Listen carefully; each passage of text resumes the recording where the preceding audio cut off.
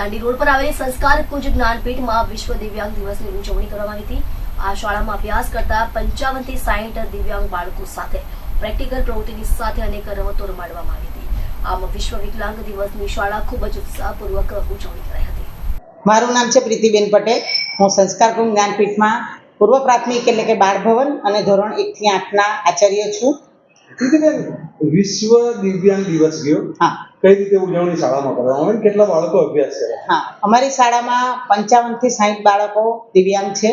એમાં અમુક બાળકો એવા છે કે જે થોડું ઘણું લખી શકે છે, માનો કે શરૂઆતની જે આપણે 1 થી 10 અંક છે, ક ખ ગ છે, અને અમુક ટકા બાળકો એવા છે કે જે એનાથી થોડું આગળ લખી શકે છે, ભણી શકે છે, અને બીજા એવા બાળકો છે જે નોર્મલ બાળકો સાથે બેસીને વર્ગમાં બેસીને અભ્યાસ કરે છે।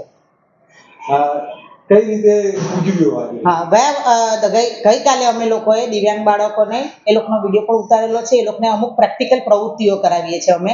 દાખલા તરીકે ગણિત છે તો અંક કેવી રીતે બાળક ઓળખે એના એક પઝલ્સ મૂકીએ છીએ, અને એમાંથી દરેક બાળકને કહીએ છીએ કે ભાઈ 7 લઈ આવ કે 6 લઈ આવ, ગુજરાતીમાં અંગ્રેજીમાં બંને। આ રીતે અમે લોકોને દરેક બાળકની પોતપોતાની શક્તિ પ્રમાણે અમે લોકોનું મોનિટરિંગ કરીએ છીએ અને અમે શીખવીએ છીએ એ લોકોને।